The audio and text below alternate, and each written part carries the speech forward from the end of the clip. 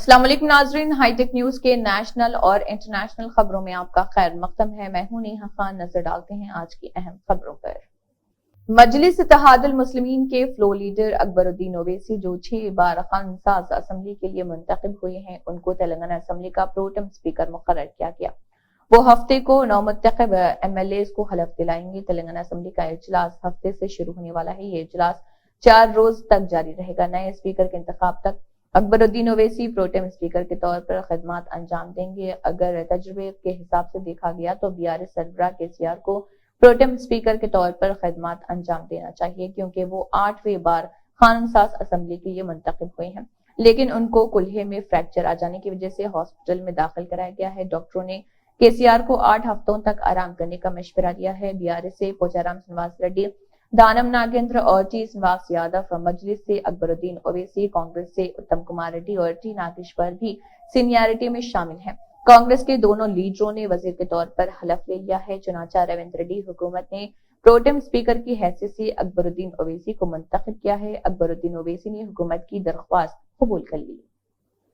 Bharatiya Janata party BJP के हरनाथ सिंह यादव ने मुल्क में यकसन सिविल कोड के निफाज का मुतालबा करते हुए जुमे को राज्यसभा में कहा कि इससे मुस्लिम और ईसाई खवातीन को उनके हुकूक मिलेंगे। यादव ने ऐवान में वक्फे सिफर के दौरान चेयरमैन की इजाजत से उठाए गए मसाइल के दौरान कहा कि मुल्क में तकरीबन 10 करोड़ बहनों को उनका हक नहीं दिया जा रहा। इन बहनों का ताल्लुक मुस्लिम और मसीही बरादरियों से है। मुस्लिम और ईसाई बरादरियों की खवातीन को तलाक, जायदाद और गोद लेने जैसे हुकूक हासिल नहीं है। इससे बाज औकात उनकी जिंदगी मुश्किल पेश आती है। तलाक की सूरत में ये खवातीन हिंदू मजहब की खवातीन की तरह मेंटेनेंस अलाउंस नहीं ले पाती। खानदानी जायदाद में भी उन्हें बराबर का हक हासिल नहीं है। ये खवातीन जरूरत पड़ने पर भी बच्चों को गोद लेने के काबिल नहीं है।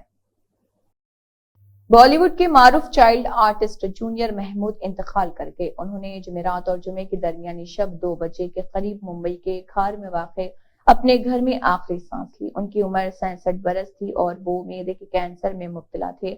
उन्हें 4थे स्टेज का कैंसर तशखीस हुआ था। वो अप्रैल के टाटा मेमोरियल अस्पताल में जेर इलाज थे। जूनियर महमूद ने हाथी मेरे साथी, कारवां और मेरा नाम जोकर समेत कई मशहूर फिल्मों में काम किया था। जूनियर महमूद के इंतकाल की तस्दीक उनके करीबी दोस्त सलाम खाजी ने की है। इलाज के दौरान अदाकार महमूद ने अपने पुराने दोस्तों तजुर्बेकार अदाकार जितेंद्र जानीलीवर और सचिन पलगावकर से मिलने की ख्वाहिश जाहिर की थी। इसके बाद सचिन और जितेंद्र जूनियर महमूद से मिलने गए थे। मुलाकात के दौरान सचिन ने बीमार अदाकार से ये भी पूछा कि क्या वो उनकी किसी तरह से मदद कर सकते हैं, ताहम महमूद के बच्चों ने किसी किस्म की मदद से इनकार कर दिया। अदाकार जूनियर महमूद के इंतकाल की खबर से इंडस्ट्री सोगवार है। वो इंडस्ट्री के इन सितारों में से थे जिन्होंने इंडस्ट्री में 5 दहाइयों से ज्यादा वक्त गुजारा। जूनियर महमूद की पैदाइश 15 नवंबर 1956 को हुई। जूनियर महमूद का असल नाम नईम सैयद था और उन्हें फिल्मी नाम जूनियर महमूद तजुर्बेकार कॉमेडियन महमूद ने दिया था। मदीने का सफर करने वाले आजमीन को जल्द ही मुंबई, दिल्ली और हैदराबाद वगैरह से बराह रास्त परवाजें दस्तयाब कराई जाएंगी। अब तक मुंबई से मदीना जाने वाले आजमीन को जिद्दा के लिए परवाजें बुक करानी पड़ती हैं और फिर बर्री और ट्रेनों के जरिए सफर करना पड़ता है। जो लोग अब भी मुंबई से जिद्दा जाने का इंतखाब करते हैं, वो सऊदी एयरलाइंस के दरमियान मरबूत सर्विस के जरिए मदीना या मक्का के लिए ट्रेनें ले सकते हैं। वाज़ेह है कि हरमैन high speed railway Saudi tourism authority ने मुंबई में इसकी इतला दी। भारत एशिया पैसिफिक खत्ते में सऊदी अरब की तीसरी सबसे बड़ी मनबा मार्केट है, जहां 2023 में अब तक 1.8 मिलियन जायरीन है। 1.88 मिलियन से ज्यादा हिंदुस्तानी गैर मुल्की सऊदी अरब में रहते हैं या काम करते हैं। 2030 तक सऊदी अरब में सालाना 7.5 मिलियन हिंदुस्तानी जायरीन की आमद मुतवक्के है। एक टूर ऑपरेटर खालिद खेराडा ने कहा है कि नस्क 1 घंटे में उम्रा वीजे जारी करने की इजाजत देगा। ये सफर को बगैर किसी रुकावट के बनाएगा और सयाहत को मदद देगा। तृणमूल कांग्रेस की रुकने पार्लियामेंट महुआ मित्रा को रिश्वत लेकर सवाल पूछने के मामले में शदीद झटका लगा है। लोकसभा की अखलाकियात कमेटी की रिपोर्ट ऐवान में रखी गई, जिसमें महुआ मित्रा की रुकनियत मनसूख करने की सिफारिश की गई थी। इस सिफारिश को लोकसभा ने मंजूर दे दी। निस्फ घंटे की बहस के बाद लोकसभा ने अखलाकियात कमेटी के इस रिपोर्ट को मंजूरी दी, जिसमें مہوا مترا کی لوک سبھا رکنیت معطل کرنے کی سفارش تھی۔ آج لوک سبھا میں مہوا مترا کی رکنیت منسوخ کرنے سے متعلق تجویز کو پارلیمانی امور کے وزیر پرہلاد جوشی نے منظوری فراہم کی۔ اس کا صاف مطلب ہے کہ نقدی کے بدلے سوال پوچھنے کے معاملے میں مہوا کی پارلیمانی رکنیت فوری اثر سے رد ہو گئی ہے۔ لوک سبھا اسپیکر نے اس معاملے پر کہا کہ مہوا کا رویہ غیر اخلاقی ہے، انہیں اس طرح کا عمل انجام نہیں دینا چاہیے تھا۔ وادی کشمیر میں ٹھٹھرتی سردیوں کا زور برقرار رہتے ہوئے سیاحتی مقام پہلگام کو مسلسل تیسرے دن بھی سرد ترین جگہ ہونے کا اعزاز حاصل ہوا، جہاں کم سے کم درجہ حرارت -4.8 ڈگری سینٹی گریڈ ریکارڈ کیا گیا۔ ادھر محکمہ موسمیات کے مطابق وادی میں 11 دسمبر تک موسم مجموعی طور پر خشک رہنے کا امکان ہے۔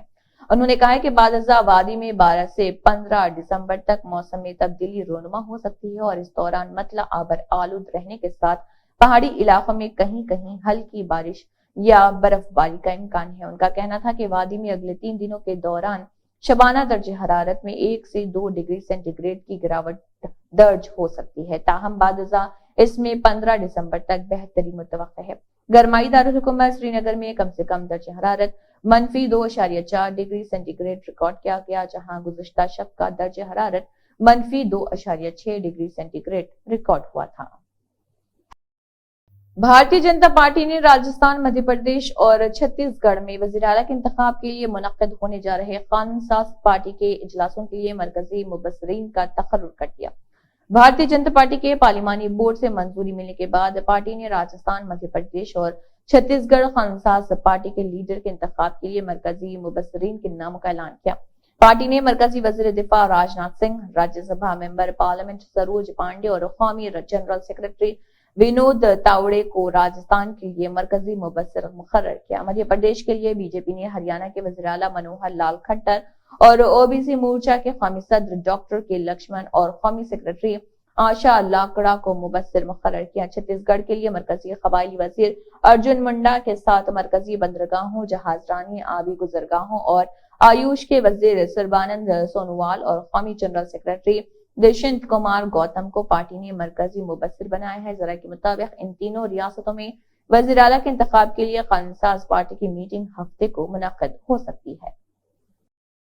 کانگریس کے صدر ملکارجن کھڑگے نے جمعے کو دلتوں، SC/ST برادریوں کے خلاف جرائم پر حکومت پر حملہ کرتے ہوئے کہا کہ یہ سماج کو تقسیم کرنے کے BJP RSS کے سازشی ایجنڈے کو بے نقاب کرتا ہے۔ کھڑگے نے کہا کہ BJP کا ایک دہائی سے سازشی ایجنڈا رہا ہے۔ کھڑگے نے ایکس پر پوسٹ میں لکھا، نیشنل کرائم رپورٹ بیورو کی رپورٹ کے مطابق یہ SC/ST طبقوں کی زندگی کو غیر محفوظ بنانے کے لیے BJP کا سیاہ خط ہے۔ ناانصافی، استحصال اور ظلم و ستم سماج کو تقسیم کرنے کے لیے ایک دہائی سے BJP کا سازشی ایجنڈا رہا ہے۔